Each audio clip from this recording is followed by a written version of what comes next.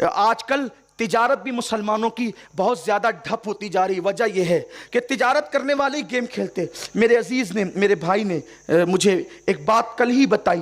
ایک میڈیکل کا تذکرہ کیا کہ بہت چلتا تھا میڈیکل، بھیڑ لگی رہتی تھی. ایک اس علاقے میں میڈیکل تھا نہیں، لیکن 4-6 لڑکے آنے لگے اور سب بیٹھ کر کے گیم کھیلتے ہیں. تو وہ گیم دیکھتے دیکھتے کھیلتے کھیلتے پھر وہ کبھی چٹھی دیکھتے، کبھی نہیں دیکھتے، کبھی چھوڑ دیتا ہے. لوگوں نے آنا چھوڑ دیا، مال ہے نہیں ہے. اس طرح سے یہ تعلیم میں بھی تعلیم کو بھی متاثر کر رہے ہیں، گیم تجارت کو بھی متاثر کر رہے ہیں، فکر ذہن کو بھی متاثر کر رہے ہیں. میری گزارش ہے تجارت کے میدان میں مضبوط ہوئیے. مندی کا کوئی خیال مت کیجیے، اس لیے کہ تجارت سیاستدانوں کی چوکھٹ سے نہیں ملتی، بلکہ رزق اللہ کے دربار سے ملتا ہے. اس کے یہاں کوئی مندی نہیں ہے. اگر تم اللہ سے اپنا رشتہ جوڑ لو، سب کی دکان پہ مکھیاں بن بنائے گی، تمہارے دکان پر گاہکوں کی قطار لگی ہوئی ہوگی.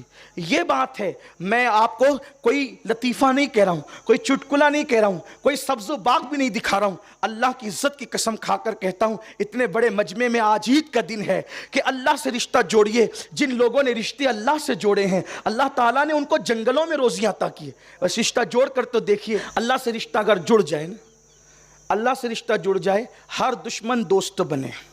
روزی کا ٹینشن نہیں، کیونکہ اللہ کا وعدہ ہے وَمَا مِن دَابَّةِ الْأَرْضِ إِلَّا عَلَى اللَّهِ رِزْقُهَا. اللہ نے اپنے کرم سے اپنے ذمے پہ لے لیا سب کی روزی. روزی کا کوئی ٹینشن نہیں، صرف کوشش کرنی ہے، محنت کرنی ہے، کاوش کرنی ہے، بس کوئی ٹینشن نہیں لینا. رشتہ اللہ سے جوڑو.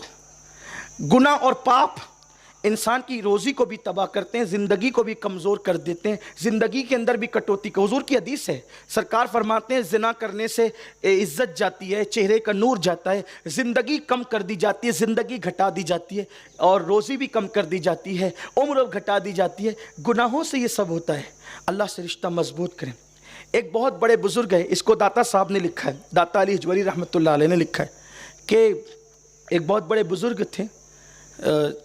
انہوں نے وہ بکریاں چلاتے تھے. حضرت ابو مسلم رائی ان کا نام تھا. حضرت ابو مسلم رائی ان کو کہتے تھے. وہ بکریاں چراتے تھے. اب تھوڑا جملے پہ توجہ کرنا. دشمن دوست کیسے بنتے ہیں اور دوست دشمن کیسے؟ جب زیادہ دشمنی پھیلنے لگے تو توبہ کر لیا کرو، کہیں ایسا تو نہیں کہ اللہ ناراض ہو رہا ہے. جب وہ ناراض ہوتا ہے تو دشمن بڑھتے ہیں، اور جب وہ خوش ہوتا ہے تو پھر دوست بڑھتے ہیں. کیونکہ قرآن کہتا ہے ان الذین آمنوا وعملوا الصالحات سیجعل لهم الرحمن ودا، کہ جو ایمان لانے کے بعد نیک عمل کریں تو اللہ ان کی محبت لوگوں کے دلوں میں انڈیل دیتا ہے.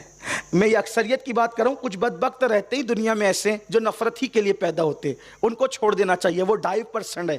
جیسے زکوٰۃ نکال دی جاتی ہے نا روپیوں سے ناپاک شکل میں، تو ویسے انسانوں سے وہ 2.5% نکال دیے جاتے ہیں نفرت کے لیے. ان کی پرواہ نہیں کریں. میں 97% طبقے کی بات کر رہا ہوں. میں 2.5% کی بات نہیں. وہ نفرت ہی کے لیے پیدا ہوتا ہے، ان کا بیج ہی نفرتوں میں بویا جاتا ہے.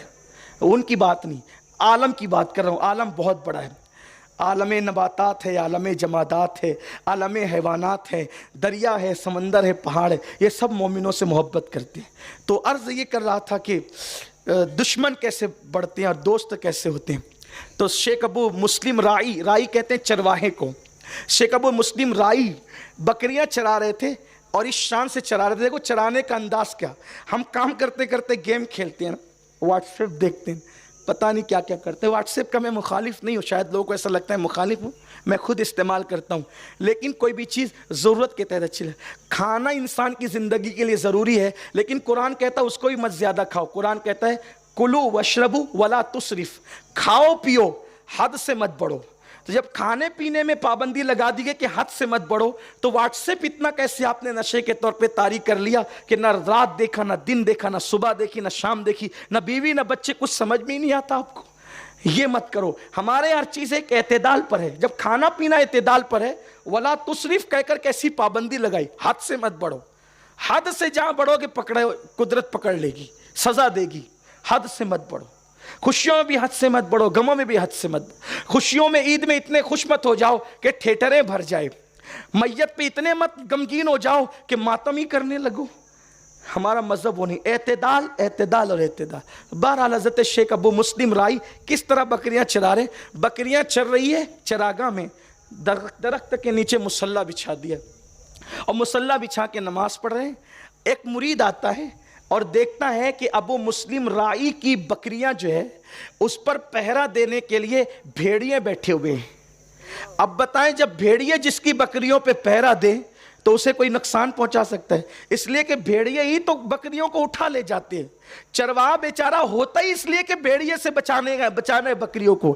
لیکن ابو مسلم رائی درخت کے نیچے اللہ کی عبادت میں ہیں اور بھیڑیے پہرا دے رہے ہیں. اور حیرت ہے بھیڑیوں کو دیکھ کے بکریاں بھاگتی ہیں لیکن وہاں بکریاں بھی بھاگ نہیں اور بھیڑیے پہرا دیتے ہوئے بیٹھے. وہ مرید دیکھتا اس کو سمجھ میں نہیں آتا. وہ گیا, اس کو دیکھ کر اگر ہم نماز پڑھ رہے ہو ہمیں کوئی دیکھ رہا ہو تو پھر نماز ہماری لمبی ہو جاتی ہے نا.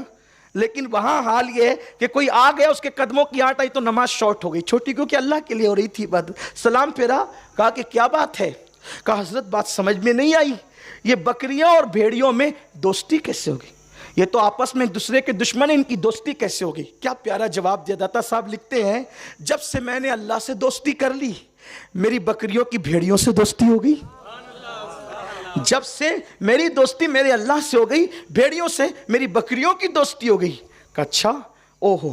پھر اس کے بعد دوپہر تھی, کھانے کا وقت آیا تو کھانے کے ٹائم تو کہا آپ کھاتے کیسے ہیں؟ تو شیخ ابو مسلم رائی نے کہا چلو. گئے, ایک چٹان تھی پتھر کی, اس کو ہاتھ مارا, ایسی ہاتھ مارا تو 2 کٹورے آئے اور اس پتھر سے ایک طرف دودھ نکلا ایک طرف شہد نکلا. یہ بہت معتمد اور مستند کتاب صوفیہ کے نزدیک جس کو کشف المحجوب کہتے ہیں, میں وہیں سے یہ واقعہ پڑھ رہا ہوں. یہ کوئی بہت یعنی جو ہے وہ غیر معتبر بات نہیں ہے, بہت معتبر واقعہ. داتا صاحب نے لکھا ہے. یہ داتا صاحب کون ہے؟ داتا لیجوری غوث پاک کہتے تھے میرے دور میں اگر داتا صاحب ہوتے تو میں ان سے مرید ہوتا. یہ ہے داتا صاحب, وہ داتا صاحب لکھ رہے ہیں یہ واقعہ. اور داتا صاحب لکھتے ہیں کہ انہوں نے پتھر کی چٹان پہ ہاتھ مارا تو ایک طرف سے دودھ اور دوسری طرف سے شہد کٹورے میں نکلا. اس نے کہا ارے یہ کیا ہے؟ تب آپ نے جواب کیا دیا, نادان تجھے پتہ نہیں کہ موسیٰ علیہ السلام کی قوم, ان کی امت, ان کی نافرمان تھی تو ان کے مطالبے پر پتھر سے پانی نکلا. موسیٰ کی قوم اگر موسیٰ کی نافرمان ہو جائے تو ان کو پتھر پانی دیتا ہے. میں تو محمد الرسول اللہ کا غلام ہوں اور نافرمان نہیں بلکہ فرما بردار ہوں. ارے جب نافرمان بنی اسرائیل کو پتھر سے پانی ملتا ہے تو فرما بردار محمدی کو شہد اور دودھ کیوں نہیں مل سکتا؟ تو کوئی فرما بردار بھی تو ہو کر کے دیکھے. کوئی مندی کا ٹینشن لینے کی ضرورت نہیں ہے. آپ اللہ کے بن کے دیکھیں انشاءاللہ, پھر دیکھیں کیسا رزق اترتا ہے, کیسی روزی چلتی ہے.